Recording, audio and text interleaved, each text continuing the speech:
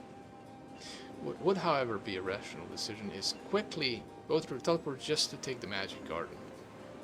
So damage control, I would call that. And then go right back. But then if we move away from the teleport, they can get to us. So blocking the teleport is the best thing we could probably do.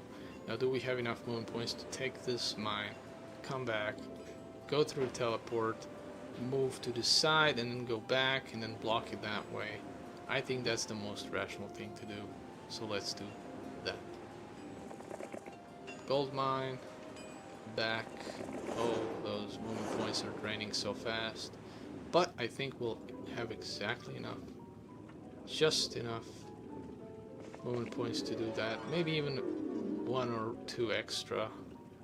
But not important. And there we go. Yep. There's one move, one step left. Okay. Now, Jezebel, well, the smartest thing she can do is try to get this crystal now. So let's see which spell is in this shrine. It is Shield. However, of course, she doesn't have a spellbook, but it is important to just know which spell it is, so we know not to pick it up with some other magic hero. And see, now we can get to this crystal without triggering this combat and without having to fight for it. So there we go. And the same thing can be done here. We don't have to fight these nomads. We can just go through the fort, and then stepping on the fort, it allows us to. Because without stepping, you see, my cursor isn't shaped as a little horse. Meaning, without stepping on the fort, we cannot go through this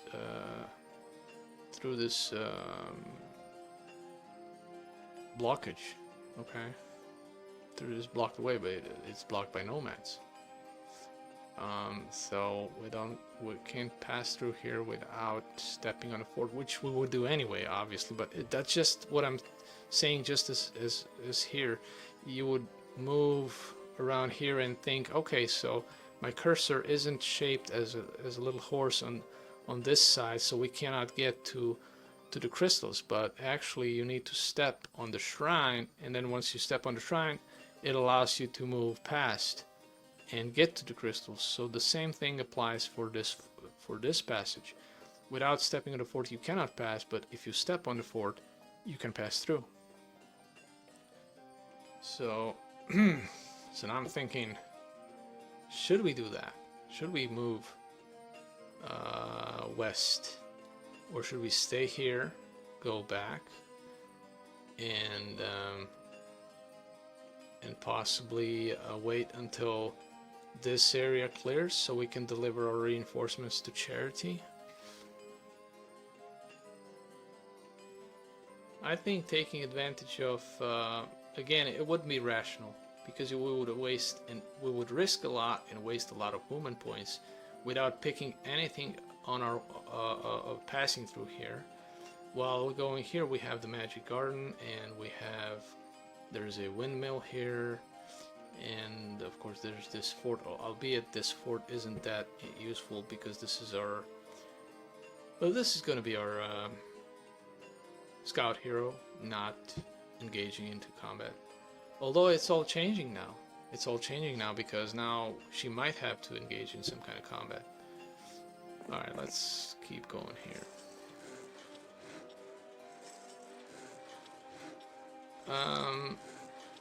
Roxana. It is day 4. What can Roxana do? She's a scout hero, so let's just... She doesn't really need this gazebo, but there's nothing else for her to pick up, so she might as well do that.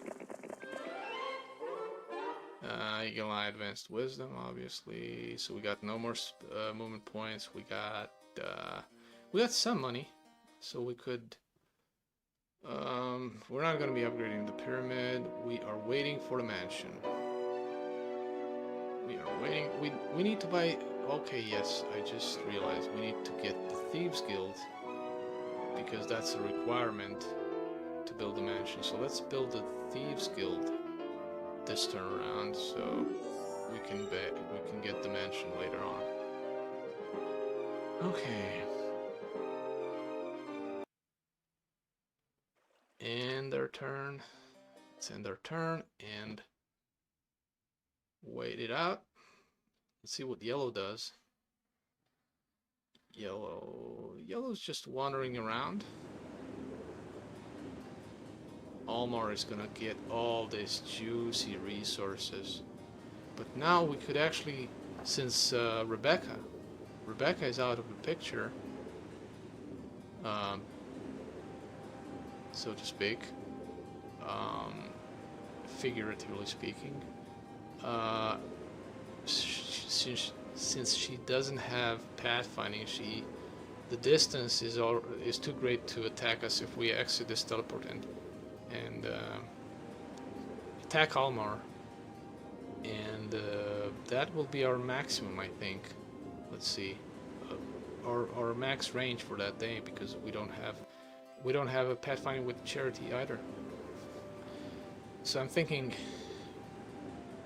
going through the teleport. Let's see here.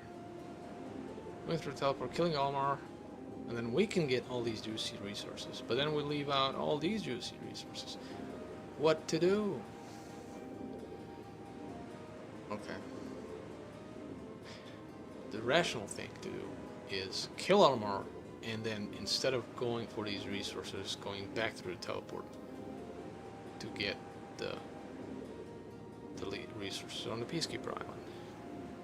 Meanwhile, Roxana will come up here, but then Rebecca's gonna be coming back. We'll see what happens.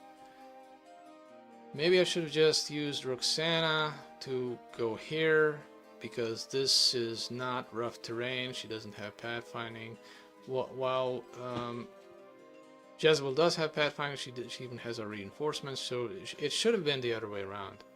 This is what Roxana should have gone for. This is where Roxana should have gone, and Jezebel should have gone here.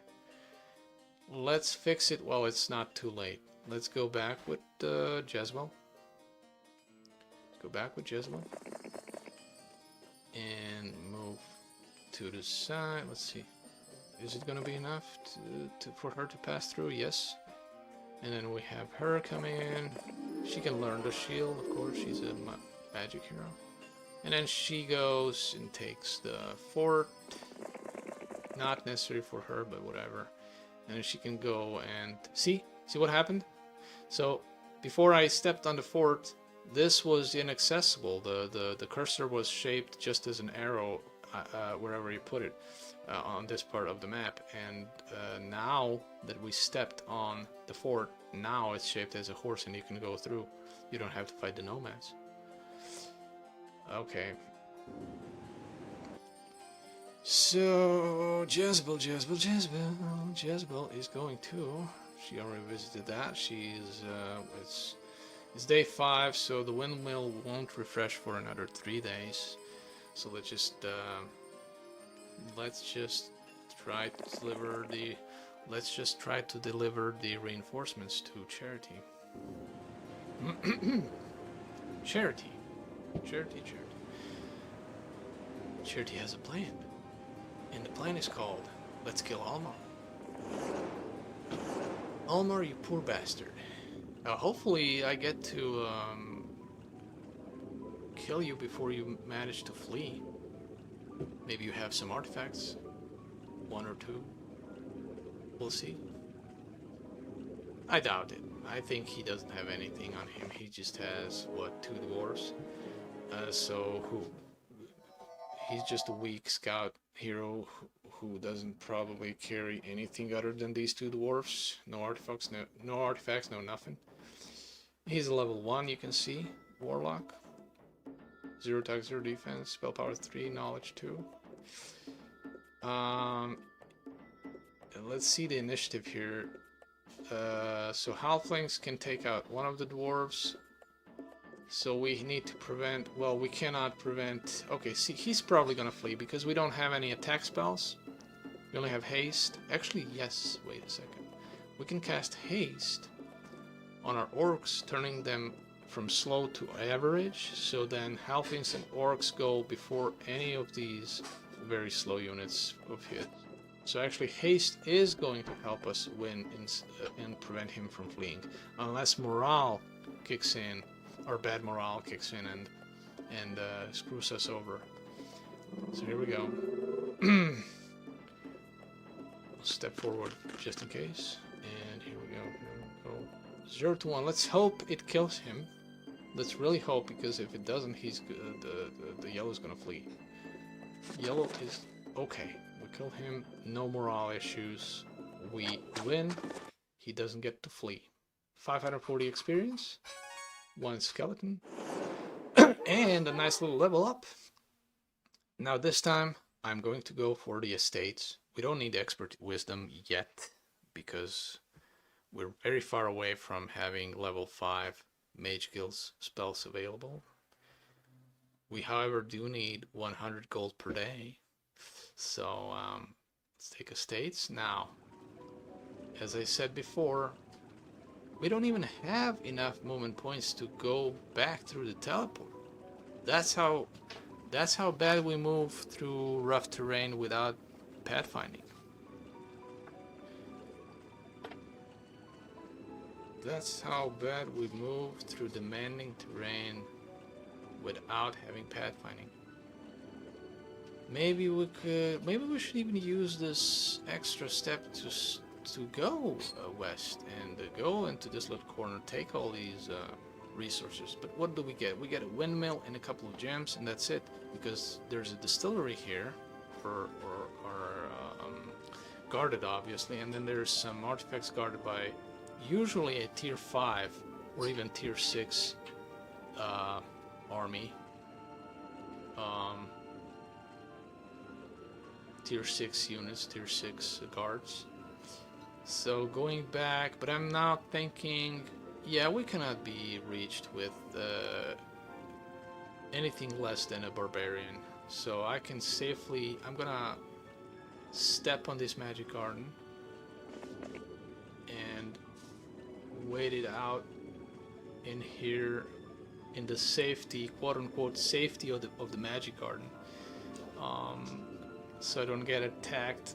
Now obviously the magic garden doesn't prevent us from being attacked, but I just recalled in one of the Heroes games there was like a structure, I think like a church or something, where you could step on it, and then while you're on the church no one can attack you.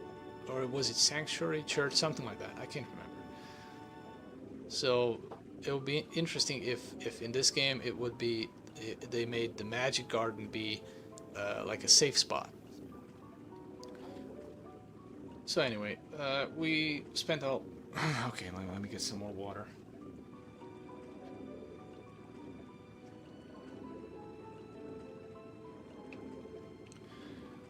We spent all our movement points. We got 3,000 gold. Now we should be able to buy, yes, the mansion. We can buy the mansion. We can barely buy it. We got exactly 3,000 gold.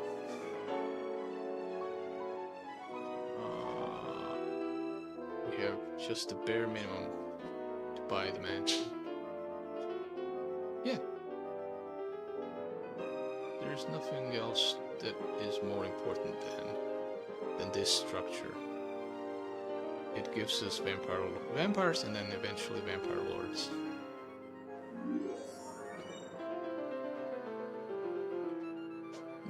Now we have the opportunity to check. Now we have the opportunity to check how much it costs to upgrade. The mansion, and now I can see that I was wrong about the sulfur. I was wrong about needing sulfur or mercury.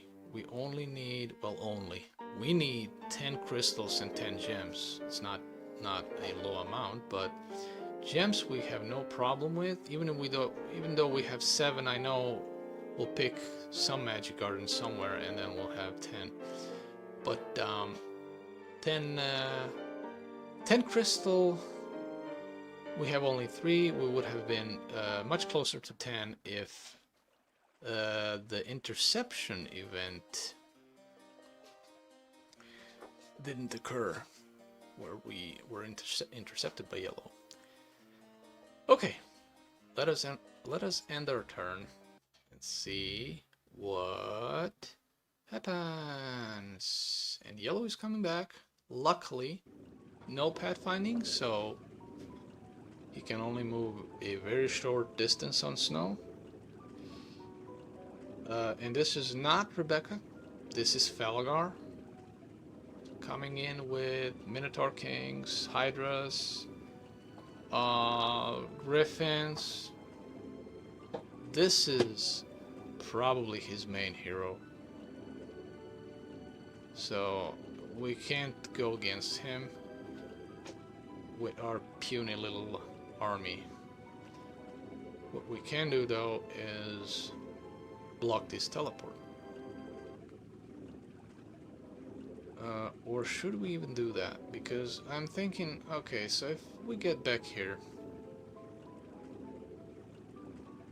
there's someone else possibly, even there's a very high chance at this point in the game, it is almost week 3, that some other hero from some other faction is going to come in here through one of these 2 teleports anyway. So what then, right? But I think that's a risk I'm gonna take, because what else could I do? If I go back down here, that is a gigantic waste of movement points, and then we miss out on all these resources.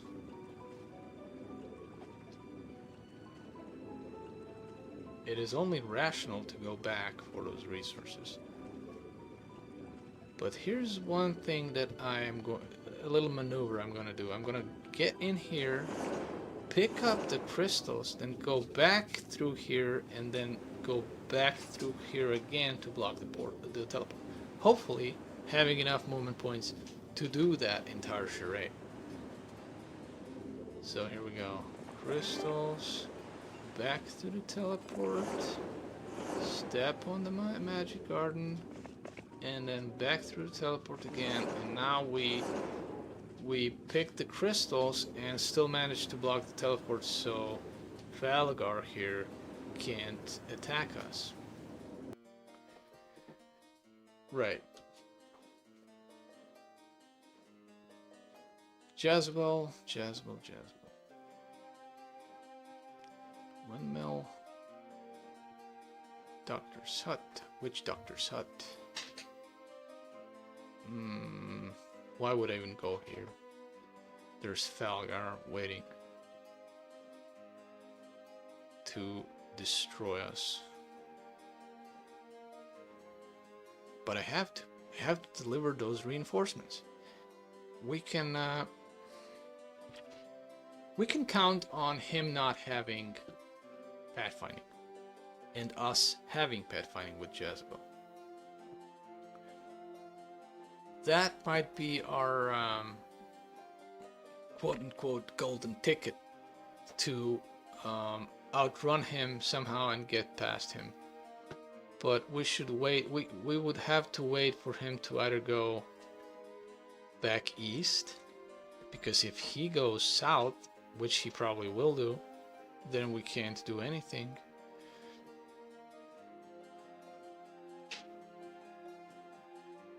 Let's go for this Witch Doctor's Hut, and then stay here and see if he goes straight up.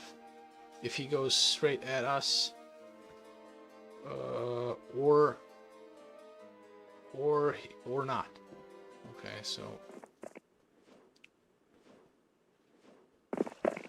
we got knowledge. Okay, I could even go one step back just in case, just so we're right in the middle of the path. ready for our next turn. Roxana. Well, she's a pure scout hero. So let's get the magic garden. 5 gems, that's okay. There's a windmill over here, but there's also a cave over here where we can get some free centaurs. How useful are they for a pure scout hero? You do get about 25-30 of them. Not too shabby, but still. And they wouldn't slow us down that much because they're also average speed unit, just like our goblins. But we would waste a lot of movement points going back and forth, right? Going there and then back here because we can't go anywhere else. We can't go here because there's someone guarding this, and we have no army to speak of. And this way we can get some sprites and some medusas, which isn't a bad move going there and taking them. But with a scout hero, well, it would give the scout hero a bit more power to deal with some small threats. Maybe even enough power to take out these zombies, these mutant zombies, especially if we buy the Medusa. The Medusae, right? Interesting move is what it would be. So that got me thinking, should I actually do that? Or just leave it an unrealized theory, hypothesis, whatever. Something I pondered about doing but never actually did for real. Because what seems more rational to me is just go for the free resources first. For the windmill, and then there's a water wheel all the way up there, and then there's I think there's a treasure chest here. But unless the enemy hero that starts on this side, in this case it's the green, right? Unless he already managed to get to this position, unless he already started penetrating this territory, we don't need to hurry that much. I mean, we were relaxed with that, and you saw what happened. So, but in this case, it's not like that. I don't think green is gonna be here until possibly the end of week 3 or something along those lines.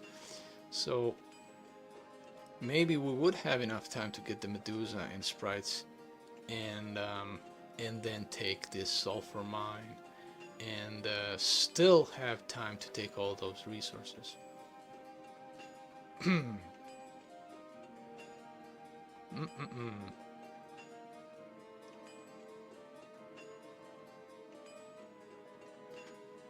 Medusas cost quite a bunch of money.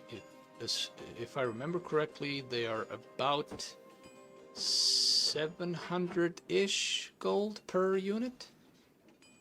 And now I'm thinking we'll need all the gold we can muster up.